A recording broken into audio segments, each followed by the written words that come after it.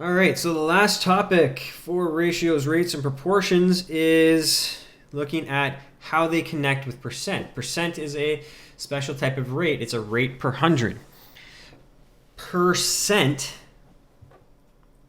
there's our per for our rate, and cent or cent from the French for 100. Actually, and there's probably some Latin in there somewhere too, maybe some Greek along the way. But you have 100 cents and a dollar. Percent means per 100. If we want to convert percentages to a decimal, we're going to just divide them by 100. So 75% would be like 75 over 100. It's a fraction. So how do you get a percent to a fraction? We put it over 100. And then we divide that fraction to get the decimal equivalent.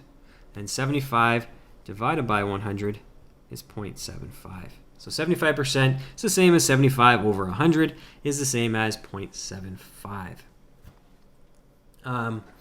When we're working in the case of part-to-whole ratios, we can work out some percentages. And so we're going to have 15 of the 40 players on the football team are in grade 11. And so we want to know what percent of the players are in grade 11. So to do that, what we need to do is set up a part-to-whole ratio, 50 to 40. Remember, we can write part-to-whole ratios as fractions. And now we just do 15 divided by 40 to get a decimal. So we can convert this to a decimal by doing 15 divided by 40. And we're going to get 0.375. And now we divided by 100 to get the decimal. So we're going to multiply the decimal by 100 to get the percent. So we're going to multiply that by 100. And I'm writing the 100 off to the side here because it's not equivalent per se. But 3.75 times 100 is going to give me 2 decimal places over. It's going to be 37.5%. So 37.5% of the players are in grade 11. Now another method to do this is to use our proportion setup.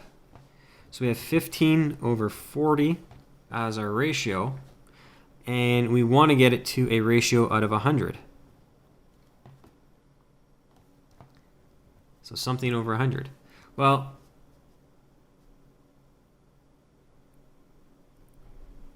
when we have 40 going to 100, we have 100 divided by 40 being 2.5. So we're multiplying 40 by 2.5.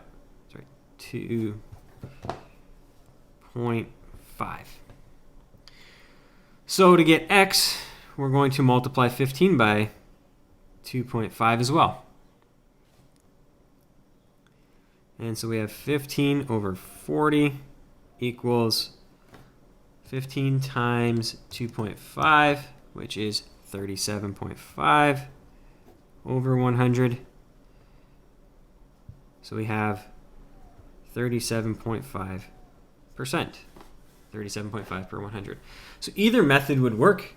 You can set up the ratio as a proportion and solve the missing value of the proportion, or you can divide the part-to-whole ratio and then multiply it by 100.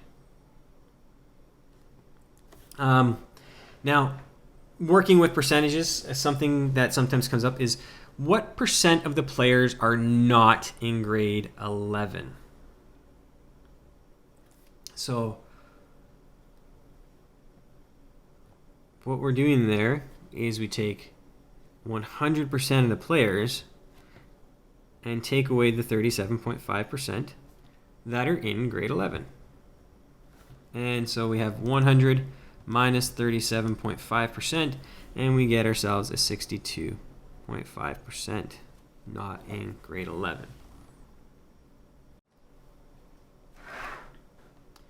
Now, another thing that we work with is the percent of a number. So a study finds that 30% of all people will need glasses to read by the age of 65. So in a retirement home with 150 residents, how many will need glasses? Now, this is something we do with statistics. It's not exact. It could be more or less, but it seems like about 30% of all people are going to need glasses by the age of 65. So we got a retirement home where we got some people over 65. How many of them are probably going to need glasses? Well, 30% of all people will need glasses, so we need 30% of 150. 30% of 150. In mathematics, the term of is used to represent times. So we're going to multiply 30% by 150.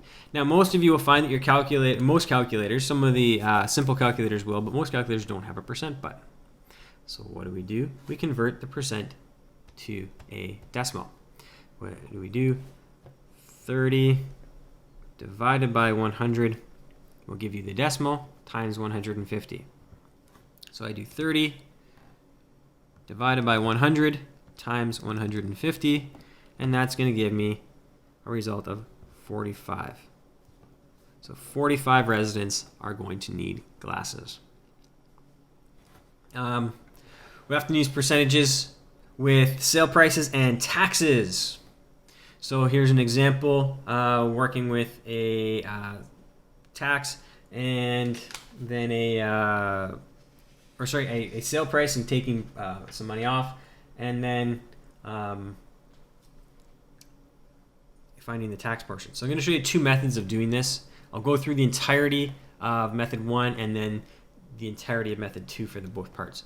So $200 jacket is 25% off. What's the sale price? Well, 25% of 200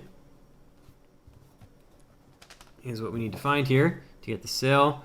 So 25% of 200, or 0.25 times 200. And if you're dividing 25 by 100, you can just move the decimal place over 2.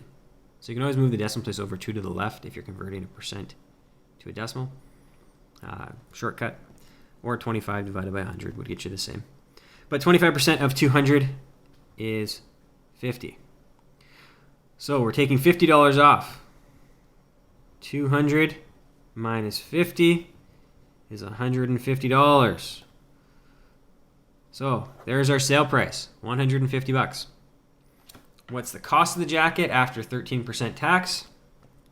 Well, 13% of 150, or 0.13 times 150. And 150 times 0.13 is going to give me $19.50. So we have 150 plus 19.50, and that will give us $169.50. So there is our cost after tax. So that's one method of doing it. We find the percentages, and then we add or subtract as necessary. Another method is to do the addition or subtraction beforehand. If the jacket is 25% off, then it's going to be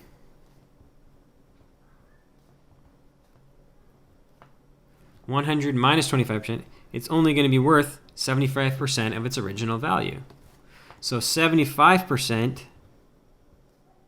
of 200, 75%, 7.75 of times 200 is going to give me 150. And then when I want to find the tax, I'm going to add the tax on. So that's 113% of 150, or 1.13. Divide 113 by 100, you'll get 1.13. Again, you can just move the decimal place over 2 spots to the left. So 1.13 times 150, which is going to equal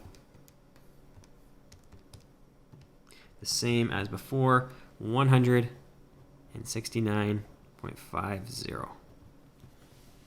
So you can select either method. You can find the percentage value and then subtract or add, or you can subtract or add the percentage and then multiply.